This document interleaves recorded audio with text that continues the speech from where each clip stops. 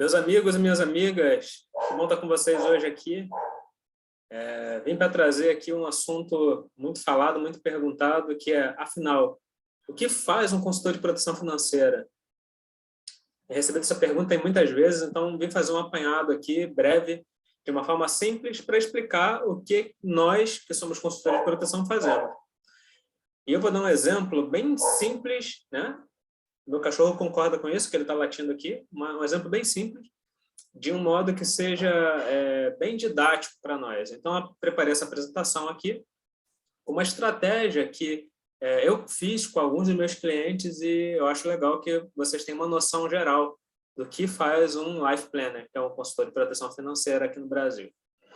Bom, então, o que nós fazemos, o teor do que nós fazemos, o papel do Life Planner, ele é o especialista capaz de realizar estudos, análises e apontar soluções, tendo como referência os dados orçamentários objetivos. Então, a primeira coisa que nós precisamos saber quando recebemos um Life Planner é que nós precisamos ser honestos, porque ele vai estudar, ele vai falar sobre algumas coisas referentes à nossa vida.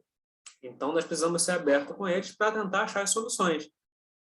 Não há como nós conseguirmos encontrar uma solução se tiver algo obscuro nas informações. E, para isso, depois que nós fazemos esse primeiro passo, que é saber os objetivos da pessoa ou família, nós vamos para os passos seguintes, que é entender as finanças. Então, como que nós entendemos as finanças? Primeiro, a gente precisa entender que, como se diz naquele livro do Alice no País das Maravilhas, que é assim onde, se você não sabe para onde ir, qualquer caminho serve. Então, como diz também aquele filme Shang-Chi, a Lenda dos Dez Anéis, né, tem uma parte que diz o seguinte: se não mirar em nada, não acertará nada. Então, nós precisamos saber exatamente em que situação nós estamos. Eu faço esse estudo com base em um comportamento que envolve, eu chamo de edifício da composição de renda. Entendo que há 3 níveis, de forma bem resumida, tá? Isso aqui existem outros modelos, mas eu estou falando de forma bem resumida para ser didático. Basicamente, eu ponho em 3 níveis as finanças pessoais ou familiares. Primeiro nível, que é o primeiro andar, nós vamos ver aqui, primeiro andar. Ele envolve todas as nossas despesas e gastos do dia a dia. Então, é daí que nós temos que partir. O quanto eu consumo da minha renda para alimento, energia, combustível, transporte, vestuário, assinaturas, todo tipo de gastos que seja do dia a dia. E perguntar, qual é o meu gasto? Se eu já sei qual é a minha renda, eu tenho que saber qual é o meu gasto. Quanto que eu preciso para fazer girar todo o meu primeiro andar. Para esse primeiro andar ele ficar firme, ficar sólido, eu conseguir dar suporte para ele, eu preciso entender ali quanto que eu gasto. Então, digamos ali que meu gasto seja de R$3.000, digamos assim.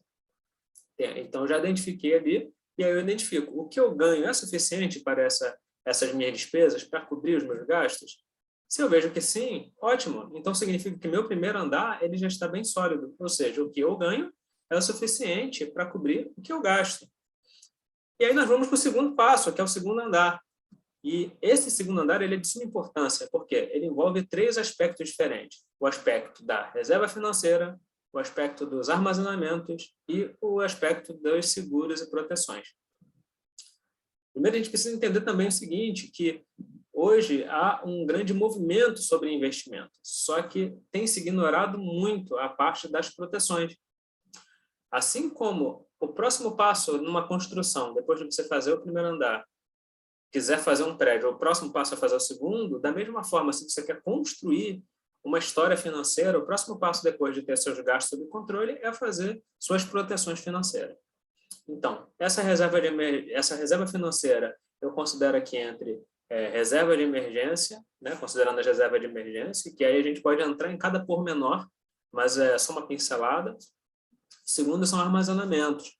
Nós precisamos de armazenamento de itens do nosso dia a dia para subsistir em caso de uma necessidade. Então, digamos, o caso de um desemprego, um acidente que não permita que eu, durante aquela semana, faça todo o processo de compra de alimento para a residência. Então, eu preciso projetar uma quantidade de alimento necessária para me suprir em emergências, que nós chamamos de armazenamento. E os seguros e proteções. Os seguros e proteções, eles são essenciais. Porque, por exemplo, se ocorre uma emergência e uma emergência que é considerada nos seguros como sinistros, e você não tem o suporte necessário financeiro, você aciona o seguro para que ele supra essa necessidade que vai ocorrer ali no segundo andar. Se você não tiver essa proteção, o que vai acontecer? Primeira coisa, você vai consumir todo o seu primeiro andar. E aí, se você não tiver mais de onde tirar, você quebra a família. Então, é necessário que haja seguros e proteções. E isso envolve ali um plano de saúde em lugares que são necessários. Existem lugares que o sistema público de saúde é muito bom, então não seria necessário um plano de saúde, mas sim, talvez um seguro de carro e um seguro de vida. O seguro de vida, ele é essencial para auxiliar em alguns itens que eu vou falar mais adiante. E também seguros contra acidentes pessoais, seguro contra doenças graves, que são eventualidades que podem fragmentar, que podem destruir as finanças familiares de uma forma que fique muito difícil depois ser retomada. Então, vem o terceiro andar. O terceiro andar, ele é um andar de investimentos. Então, o grande erro que ocorre é quando as pessoas estão no primeiro andar, começar a pensar no terceiro antes de pensar no segundo.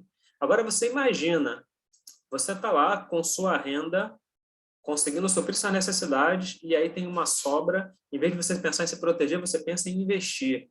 Ótimo, você vai rentabilizar aquele valor, vai ter um bom rendimento, construindo o futuro. Se acontece uma emergência no meio do caminho entre você e o seu plano, você quebra o seu futuro.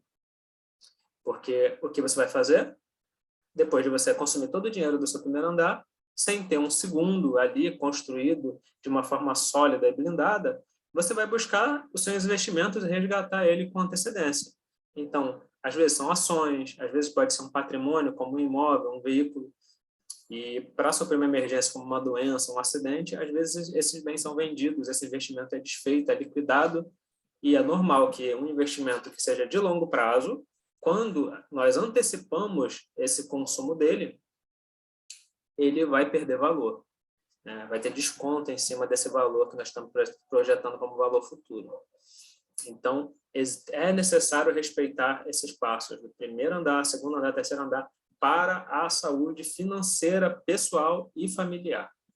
Então, esse processo ele é importantíssimo e daí vem a nossa consultoria, porque a estratégia que temos é a utilização de grandes seguradoras que possuem modelos regulados, aqui no Brasil pela SUSEP, que é a Superintendência de Seguros Privados, né? Ou seja, são padronizados, e são diferentes dos produtos bancários, porque ele tem uma regulamentação, uma legislação, e esses seguros eles são personalizados, e ele gera uma possibilidade de resgate, podendo fazer do seu segundo andar tanto proteções quanto reservas financeiras. As duas formas de fazer são através das proteções, proteção de morte, doenças graves, invalidez parcial, total, diária de internação hospitalar, assistências adicionais, há uma série de possibilidades de proteções que o grande público não conhece. Ele só conhece o que o banco oferece. E o sistema bancário ele não é totalmente regulamentado para esse tipo de serviço. Então, eles criam produtos de seguro e nós achamos, como consumidores, que esse é o seguro que existe no mercado. E nem é o melhor que nós conseguimos ter, que nós podemos ter. Por isso, nós precisamos conhecer os seguros a fundo.